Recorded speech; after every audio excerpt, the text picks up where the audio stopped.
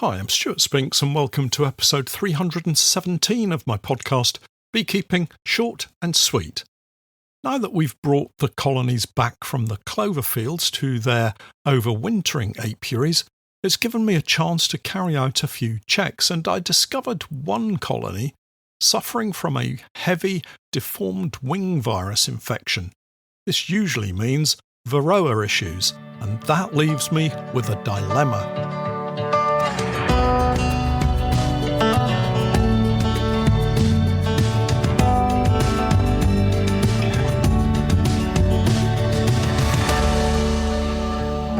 Beekeeping Short and Sweet, a beekeeping podcast for the inquisitive beekeeper with a short attention span. A beekeeper, in fact, just like me. Hi everyone, another sunny morning here in Norwich, and it's warm too. Warm for the last day of August, that is. Oh, that was yesterday. How time flies. Happy September, everybody. There's a distinctive chill in the air, though. That was early this morning, and the first signs of autumn appear to be here. Trees with leaves turning from bright green to browns and reds, plants everywhere throwing out seed heads, and of course wasps. Wasps have started to show up in ever-increasing numbers in and around our apiaries. I hope you're all well and have had a good late summer, and that these final days of summer may have given you a little boost to your honey crop for this year. We've been busy, that kind of goes without saying. However, the honey room is finally ready for extraction days. Not that we've yet used it. Just a couple of hoses to connect, and we should be able to really get cracking. Colonies are being moved around to their overwintering apiaries. These are mostly close to home. It just makes sense to have them close at hand, and it's so much easier with a tidy apiary. Of course, I'm sitting here smugly now, thinking back to the grass cutting and branch lopping that I've done at the fishing lakes apiaries. It's not complete as yet, but we are getting there, and it feels like we're in control over there. One apiary that has been the focus of most of my attention is the number 2 apiary at the fishing lakes. It's where we've returned the borage and clover colonies for the most part. It also happens to be where we have our 14 by 12 splits and shook swarms. Well, again, at least some of them. These have been particularly pleasing to watch, as they've done everything that I'd hoped for and more. It feels like the timing this year was spot on, and the introduction of new queens has really given them the high egg-laying numbers early on, which in turn means they now have brood emerging that will really boost their colony strength, just when they need it the most. As I mentioned, wasps and more recently hornets have been visiting with more regularity, and without the numbers of adults at the entrance to protect themselves, vulnerable colonies will soon fall prey to these opportunistic predators. We discovered the hornet's nest, well, the most likely candidate for the hornet's nest that's supplying the adult hornets to raid our apiary. It's in a bird box again. We had this happen last year. In fact, I think it seems to have happened most years. The hornets, European hornets that is, seem to love the large owl boxes that the fisheries team have put up. This particular hornet's nest has been a recent late starter, probably only beginning to be built in July. But they've really got on with the build, and it now covers the entire open area where an owl would sit looking out at the world as anglers drive by, completely oblivious to its presence. There were owls in the box earlier in the year. I'm not sure if they had a nest and successfully reared any young owlets. Reminds me of a book we used to read to our girls when they were young, The Owl That Was Afraid of the Dark. Anyway, I digress. The hornets have been raiding the apiary. Not many, to be fair, and it's why I'm not too fussed about them being close to the apiary. I've seen them sneaking into some empty nuke boxes that have drawn comb inside, If only I could see their disappointed faces when they come out completely empty-handed, as it were. The other talent these hornets have is known as hawking. This is the method by which they fly around the hive looking to take an adult honeybee on the wing as it arrives back to the hive entrance. So here's my first dilemma. If the entrance is reduced to a single bee space, larger nukes will struggle for their bees to get back in quickly and may find themselves an easier target for these hawking hornets as the bees fly around the entrance area waiting patiently to get back in. If I open the entrance more fully, I leave them open to potential attacks from sneaky wasps. The wasps have started to arrive in greater numbers, and it's why I'm happy I started these nukes earlier than I have in the past. But with larger entrance areas, these crafty little opportunists can sneak in past the guard bees and raid the stores. Each colony is different, and each needs to be watched closely to assess the entrance size required. Obviously, I don't have that amount of time, so I would rather lose a few bees to hornets than have a wolf pack of wasps, if that is such a thing, rob out an entire colony. So there's my answer. Reduce the entrance, keep the entrance reduced where I've already done so to protect against the wasps, and accept that the hornets will continue to fly in and take some adults on the wing. This apiary is packed with colonies right now. There could be as many as 35 or 40 colonies here. We have 21 from the borage, 6 from the clover, and I think it was 9 14 by 12 nukes. So that's actually 21 plus 9 is 30, plus 6 is 36. That's a lot of colonies in one apiary. And we have the other apiary here at the fishing lakes too. But this isn't any old apiary. This is my overwintering apiary. Well, it is from now on.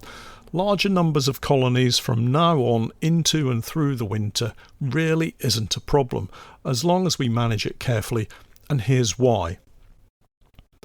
There's not a great deal of forage for the bees right now. A little late flowering Himalayan balsam, a small amount of rose bay willow herb, and a little early ivy, but that's it. Robbing could become a problem, not just from the wasps, but from other colonies, so entrances do need to be closed down. Bees and wasps alike will move from hive to hive, searching out a weakness, and if they find it, they'll be in like a shot, and it will simply escalate rapidly until there's nothing left. An ideal situation for disease to spread, so if you follow this kind of setup, you must be mindful of what's going on. With reduced entrances and a plentiful population, colonies will easily fend off any intruders, and let's face it, the intruders themselves won't want to get caught up in a fight to the death at the entrance of another hive. They'll simply move on until they find a weak colony. Typical bullying tactics, unfortunately. It's a cruel natural world, isn't it? This also means you must be spot on with any disease identification in your apiary, and this applies to apiaries with 1 or 100 colonies in them. The failing, diseased colony is going to make your life miserable in the spring when you find your healthy colonies have robbed the dying colony of all its food and taken that and the disease back to their own colony. Regular checks are required to make sure your hives are still active and strong throughout the winter. Don't be that beekeeper who shuts the colonies down in September and never returns until March. So colonies, for the most part, are well stocked with food right now. But that said, some have been found a little light. You'll know which ones if you've seen my recent videos. They've been given food, as have all the nukes. Fondant this year, simply because I have a giant pallet of the stuff. Actually, it's a useful food to provide at this time of the year because it's incredibly difficult to cause a mess with it and spill it.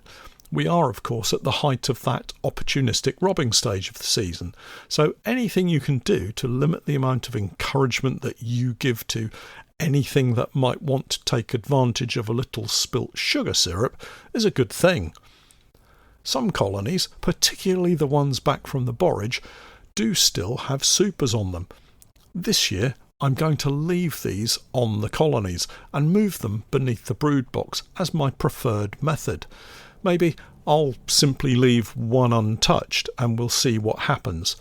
Leave the queen excluder in as well, because we're not really supposed to do that.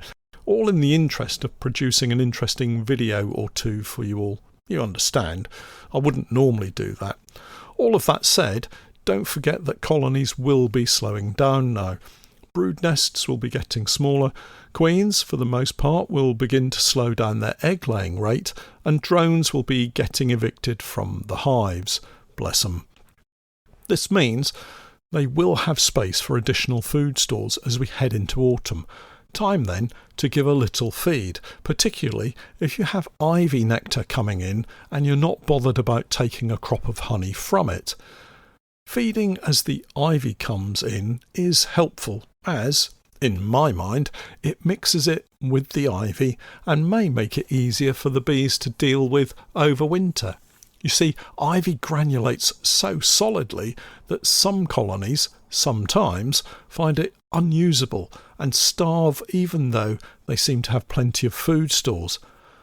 Something else for all the beginners out there to worry about, no doubt. Having said that, don't worry. Most colonies are fine with it, especially if you're also feeding a little. The ivy honey gets stored nearer the brood nest area and is kept warm by the bees, so remains relatively soft for them to use. The higher fructose honeys kept further away in the summer foraging period remains liquid for so much longer, so everything will be fine, mostly. Elsewhere in the apiary, it was the clover field colonies that caused the biggest concern last week. If you're unfamiliar with the clover field colonies, do take a look at my videos on Patreon to get an idea of what we had at that location. But these colonies seem to have struggled post-clover, as it were. I say post-clover, I mean post-removal of honey supers, and that said, not all have struggled. We originally had 8 or 9 colonies here. As with a lot of our colonies, several swarmed very early in the season this year, but they came back stronger for the most part. One ended up as a double brood colony, but that fell foul of a drone-laying queen and is dead. One ended up queenless and got overrun with wasps, so much so the wasps ended up making a nest of their own in the hive, and they're still in there. One was a very small nuke with a new queen, but they've actually grown really strong and gave us a super of honey this summer. One was united with another, appeared to lose their queen and then recovered and are now queen-right. The rest were strong and gave us a very nice crop of clover honey in the end. So this apiary was pretty much left to its own devices through the summer. I added some supers, not enough as it turns out, but enough to give us a rewarding, lazy beekeeping crop of honey. One, however, is on the verge of collapse. It's full of deformed wing virus, and that means it's more than likely to be full of Varroa. Deformed wing virus is easily seen within a colony in so much as the adult bee very obviously has wing deformities. And it's generally accepted that increased levels of the virus mean an increased population of Varroa. From what little reading I've done in the past, the virus can be vectored, that's a sciencey way of saying passed on, from the Varroa mite to the larvae in the cell. Again, the scientific way of saying it is parasitism by the Varroa mite, and is seen as the single most important factor in both the development of symptoms and the concentration of the virus within the colony. It can also be passed on through nurse bee contact with feeding larvae, so it's a troubling virus for our bees. So here I reach my personal moral dilemma. inasmuch as I'm attempting to go treatment-free in my pursuit of Varroa-tolerant or hygienic bees, yet I'm really not willing to allow colonies to suffer unnecessarily, as I feel I have a duty of care towards any animals under my control or protection. Some might say, well, they're only bees. It's not like it's a dog or horse or cattle. But where do we draw the line? Does the honeybee deserve any less care than any other animal? Maybe a goldfish is where you draw the line. For me, if it's living and I'm attempting to look after it, then I have a responsibility to do my very best to look after it or them. That might sound a little heavy for a short and sweet podcast, but it is really important to me. And with that in mind, I decided I needed a quick treatment to give to this colony.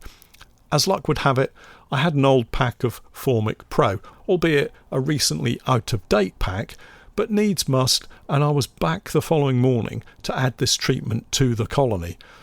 It's been such a long time since I've used this particular treatment, previously used as Mite Away quick strips, that I'd forgotten the treatment period. It turns out it's now 2 weeks, not 1, but that's fine. At least we have something that might help this colony recover in time to settle for the winter and beyond. If you're treating your bees, I hope it's going well and your colonies are looking strong at this important time of the year.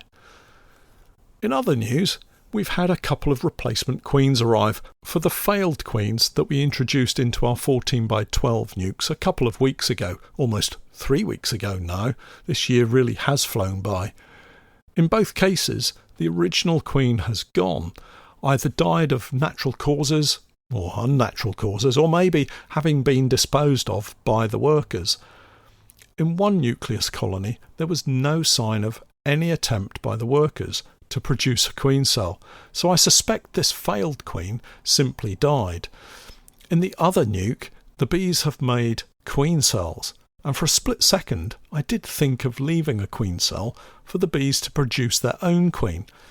But it is late in the season, and as every day goes by, the chances of achieving a well-mated queen and her returning to her nuke get less and less. Not so many drones available, hornets on the hunt, and who knows what other obstacles stand in her way. The chances are slim, and we, as beekeepers, find out in January or February just how poorly she mated when, after all your care and effort, the colony finally turns drone layer. It's just not worth it. In went the new caged queen, and we'll see what's happening next week. It also gives me the potential advantage of a laying queen in this nuke a good 2 or possibly 3 weeks before our own mated queen might have started to lay anyway.